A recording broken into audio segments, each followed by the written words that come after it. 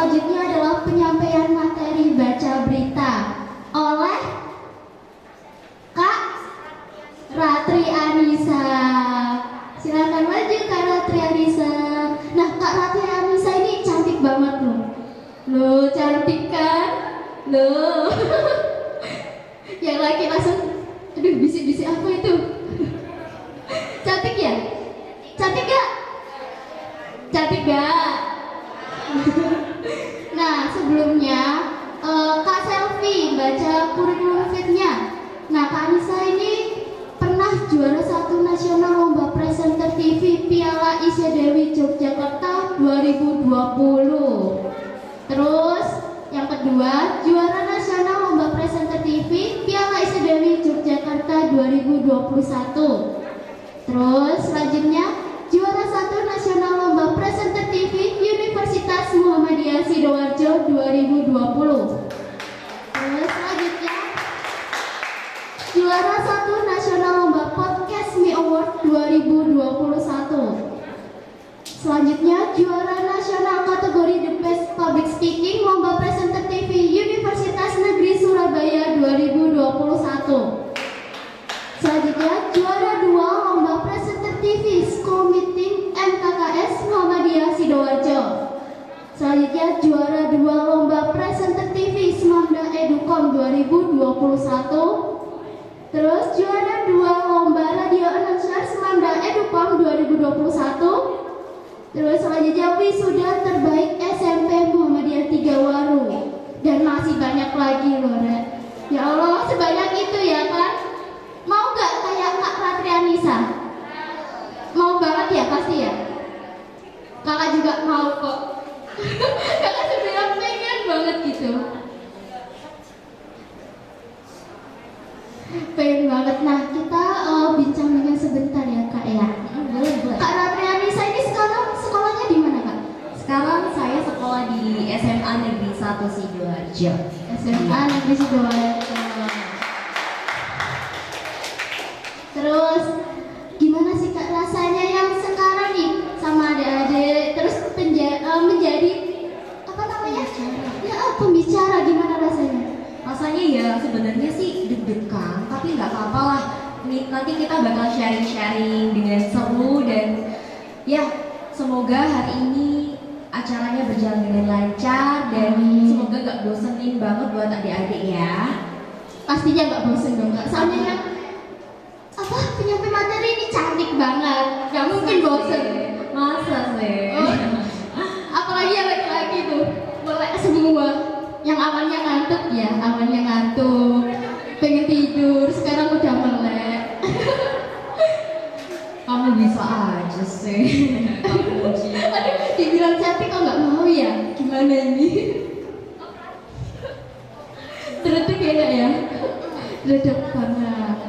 Nah, oke Kak, biar gak lama-lama juga adik-adik semua di sini pengen belajar presenter TV bersama Kak Ratri Anissa, langsung aja dimulai Kak. Oke, kalau gitu Assalamualaikum warahmatullahi wabarakatuh. Selamat siang semuanya, gimana nih kabarnya hari ini? Alhamdulillah, kakak juga kabarnya baik banget dan senang banget bisa ketemu kalian hari ini dan bisa sharing bareng kalian semua di acara talk show Baca Berita TV SMP Muhammadiyah 3 Waru. Nah kalau gitu tanpa berlama-lama ya kita langsung aja ke materi yang pertama nih.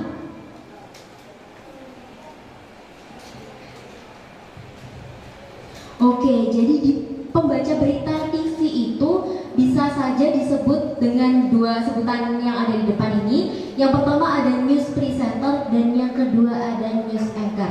Nah, apa sih bedanya Kak? Sebenarnya bedanya tuh gak banyak, bedanya ya beda tipis lah. Intinya tujuannya adalah menyampaikan berita ke pemirsa di televisi, begitu. Selanjutnya, apakah seorang news presenter harus tampil keren? Ya wajib banget tampil keren. Entah itu pakaiannya, lalu fashionnya, make up dan aksesoris lainnya yang mendukung penampilan seorang presenter tersebut. Nah, misalkan nih ya, kalau misalkan Kak Nisa hari ini datang di hadapan kalian, tapi penampilan Kak Nisa tuh acak-acakan, terus ngawur lah istilahnya. Pasti kan kalian yang nonton juga merasa kecewa dan aduh males banget gitu loh nontonnya. Nah, begitupun pentingnya kita dalam menggunakan penampilan yang keren dan modis gitu. Nah, dengan penampilan kita yang keren, penampilan yang sopan, lalu cocok dengan tema yang kita bawakan, tentu pemirsa tuh merasa kayak oh aku dihargai, aku datang di sini tuh dihormati sama pembawa acaranya begitu. Oke, lanjut ke materi selanjutnya. Nah, apakah seorang news anchor harus cerdas? Jawabannya tentu harus banget cerdas. Kenapa? Ketika seorang presenter cuma bisa sekedar membaca teks yang ada di depan, itu kesannya cuma ya udah gitu baca doang, nggak ada spesialnya. Kalau misalkan kita cerdas, kita memiliki wawasan yang luas, kita bisa mengolah teks berita tersebut jadi lebih menarik dan penonton pun ngerasa oh gitu ta, oh itu ta, informasi yang disampaikan tuh masuk sama pemirsa. Paham? Baik, selanjutnya oke, jadi ini di inti materi hari ini apa aja sih yang perlu dipelajari oleh seorang pembaca berita? Next. Yang pertama ada artikulasi, yaitu kejelasan kita dalam berbicara, membacakan informasi atau berita yang kita bacakan. Jadi kita itu dalam membaca berita harus jelas, A, I, U, E, O nya harus jelas. Kalau nggak jelas, pemirsa di rumah pun juga nggak paham kamu ngomong apa. Tadi pembaca beritanya ngomong apa sih? Gak nyambung, dan informasi yang kita sampaikan ke pemirsa tuh gak nyampe gitu. Kan kita sebagai pembaca berita, penyampai berita kan harus bisa menyampaikan berita yang kita bacakan dengan baik ke pemirsa, ya kan? Oke, kalau gitu lanjut ke materi selanjutnya, yaitu intonasi, yaitu tinggi rendahnya nada dalam berbicara gitu. Nah, sebelumnya Kak Nisa mau jelasin nih, di berita ada dua jenis teks berita. Yang pertama ada soft news, yaitu berita yang biasanya menyampaikan berita-berita bahagia, berita tentang wisata, berita tentang kuliner dan lain sebagainya. Dan yang kedua ada yang namanya berita hard news, yaitu berita yang biasanya menginformasikan tentang kecelakaan, kematian, pokoknya berita yang serius-serius gitu loh. Nah, dalam membaca berita kita juga perlu tahu intonasi yang kita gunakan tuh yang tepat. Pas berita hard news tuh gimana, pas berita soft news itu gimana. Yang pertama kita itu harus banget membaca berita kita agar kita paham, oh berita yang aku bawain nanti itu berita hard news loh, oh yang aku bawain nanti itu soft news loh. Jadi kita bisa menggunakan intonasi yang tepat gitu. Kalau misalkan hard news, misalkan nih hard news ya, pemirsa kecelakaan terjadi di Lingkar Timur Sidoarjo. Nah itu pasti kan hard news, lebih serius dan lebih intonasinya itu lebih datar gitu.